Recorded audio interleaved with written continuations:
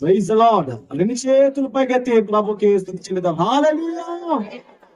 మన ప్రభువును ప్రియ రక్షకుడైన యేసుక్రీస్తు నామములో ఈ కృతజ్ఞత కూడి వచ్చినటువంటి మీ అందరికీ నా హృదయపూర్వకమైన వందనాలు, శుభాలు తెలియజేస్తున్నాను. నా తోటి సేవకులకు కూడా నా హృదయపూర్వకమైన వందనాలు తెలియజేస్తున్నాను. మరి ఈ కూడిక ఉద్దేశం సహోదరి రత్న గారు అక్క చెప్పారు. మరి వాళ్ళ బావగారు, ఈ కుటుంబ యజమాని కోడ సత్తాబాయి గారు అనుకోని పరిస్థితుల్లో వారు మరి ఆ దేహం అంతా కూడా చేతులు ముఖం మరి తీవ్రంగా కాలిపోయిన పరిస్థితులు. మరి వారి జీవితాల్లో అనేకమైన శ్రమలు అలుముకున్నాయి. అంతకు పూర్వం మరి జనవరికి ముందు డిసెంబర్ మాసంలో ఇదే స్థలంలో ఇందాక తమ్ముడు జ్ఞాపకం చేశారు, ఇక్కడ దైవజనులకు వచ్చిన స్థలంలో ఒక చిన్న బాబు ఆడుకుంటూ కరెంటు విఘాతానికి గురై ప్రాణాలు కోల్పోయాడు. ఈ పరిస్థితులను బట్టి వారు భయాందోళనలో చాలా కలవరపడ్డారు. అదే పరిస్థితుల్లో అదే సమయంలో మరి మేము ఈ క్రైస్ట్ మినిస్ట్రీస్ దైవ జనరాలు అమ్మగారు కూడా మరి హాస్పిటల్ ఉన్న కారణాన్ని బట్టి వారు మనం సరిగా అప్రోచ్ అవ్వలేకపోయారు. అయినప్పటికీ మేము కొంత వీలు చేసుకుని వారిని దర్శించడం, వారికి ధైర్యాన్ని చెప్పడం, వారిని ఓదార్చడం జరిగింది. దేవుడు కృపను బట్టి వారు బలపరచబడ్డారు. అయితే వారిలో కలిగినటువంటి ఒక చిన్న మరి చెప్పక నేను చెబుతున్నాను, దైవజనులు కూడా వాక్యంలో ఆంతర్యాన్ని తెలియజేశారు.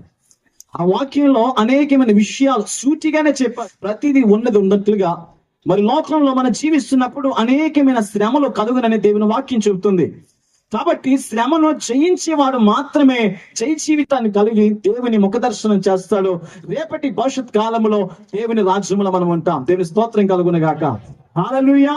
కాబట్టి మీరు లోకంలో ఉన్నంత కాలం కూడా అనేకమైన అనుమానాలు, అపోహల మధ్య జీవించాల్సిన పరిస్థితి ఉంది. అయితే మీ విశ్వాసం స్థిరమైందైతే మీరు ఎన్నడూ కూడా కదలబడరండి, కదిలించబడరు. దేవుని యొక్క వాక్యాన్ని బట్టి ఒక రిఫరెన్స్ మీకు నేను జ్ఞాపకం చేస్తాను. మీరు చదివితే కీర్తనల గ్రంథం 118వ కీర్తన 18వ వచనంలో చదివితే ఈ రీతిగా రాయబడి ఉంది, యెహోవా నన్ను కఠినముగా శిక్షించెను గాని ఆయన నన్ను మరణమునకు అప్పగించలేదు అని కీర్తనకారుడి మాట తన వ్యక్తిగత అనుభవాన్ని గురించి చెబుతూ ఉన్నాడు. తన వ్యక్తిగత జీవితాన్ని గురించి ప్రజల ఎదుట ఆయన పెడుతూ ఈ మాటలు చెబుతున్నాడు. ఈ రాత్రి ప్రియులారా, ఈ కుటుంబపు యజమాని మరణించవలసిన వాడే. వారు తప్పించుకొని ఆ యొక్క బోట్ల నుండి బయటపడటం, అక్కడక్కడ గాయాలయ్యాయి.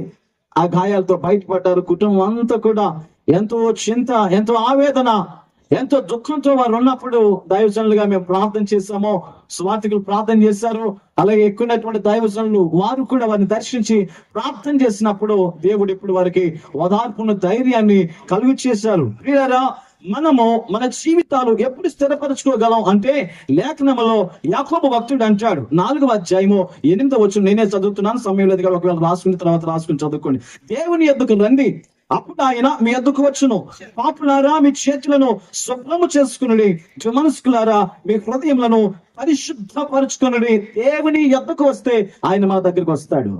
ఈరోజు మనం దేవుని దగ్గరికి రావటం మానేస్తాం. ఈ రోజు ప్రియులారా, ఈ కుటుంబంలో అక్కడక్కడ ఎవరో ఒకళ్ళు ఏసేపు వస్తే వాళ్ళ అమ్మగారు వస్తే ఏసేపు అలా ఒక్కొక్కరు డ్యూటీలు వేసుకుంటా ఉంటారు. అప్పుడప్పుడు చెప్పకనే చెప్తున్నాను, వాళ్ళు కూడా దైవజనులు కూడా జ్ఞాపకం చేస్తారు, ఇకనైనా దేవుని యొద్దకు మీరు వచ్చి కుటుంబం అంతా ఎన్న దైవజనులు జ్ఞాపకం చేశారు, నేనును నా ఇంటి వారును యెహోవానే సేవించడం. ఒక్కరికే కాదండి, మనం చదివితే పిల్లల నోవాహు కుటుంబం అంతా రక్షింపబడి రక్షణ అనే ఓడలోకి వారు ప్రవేశించారు. ఈరోజు కుటుంబం అంతా కూడా దేవుని సన్నిధిలో గడిపినప్పుడు ఎటువంటి ఇబ్బందులు, ఎటువంటి సమస్యలు వచ్చినా దాని నుండి బయటపడే కృప దేవుడు అనుగ్రహిస్తారు. మరి ముఖ్యంగా లోకపు తలంపులు ఎలా ఉంటాయో ఒక్క మాట నేను చెప్తాను. యెషయా గ్రంథం 5వ అధ్యాయం 20-21 వచనం చదివితే అక్కడ అంటాడు, కీడును మేలును కీడని చెప్పుకొని చీకటిని వెలుగని, వెలుగును చీకటిని ఎంచుకున్న వారికి శ్రమ, చేదు తీపని తీపు చేదని ఎంచుకున్న వారికి శ్రమ, తమ దృష్టికి తాము జ్ఞానులమని, తమ ఎన్నికలో తాము బుద్ధిమంతులమని తలంచుకున్న వారికి శ్రమ అని రాయబడి ఉంది. కాబట్టి నా ప్రియులారా, మీరు రెండు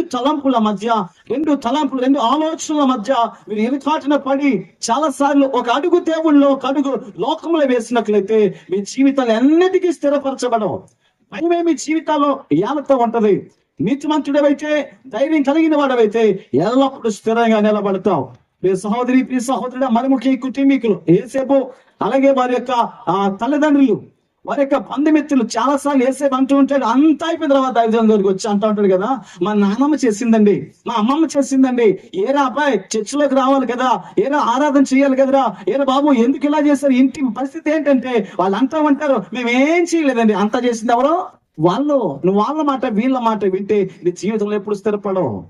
దేవుని సేవకులు మీరు ఆశ్రయించి దేవుని మాట విని ప్రార్థనలో మీరు నిమగ్నత కలిగి ఉంటే ఒక గొప్ప సాక్ష్యం మీ జీవితాల్లో కనిపిస్తుంది. తద్వారా అనేకులు మీ ద్వారా వెలిగింపబడే కృప దేవుడు అనుగ్రహించబోతున్నాడు. ఈ కొద్ది మాటలు ప్రభు మనందరి వెనుకల్లో దీవించును గాక.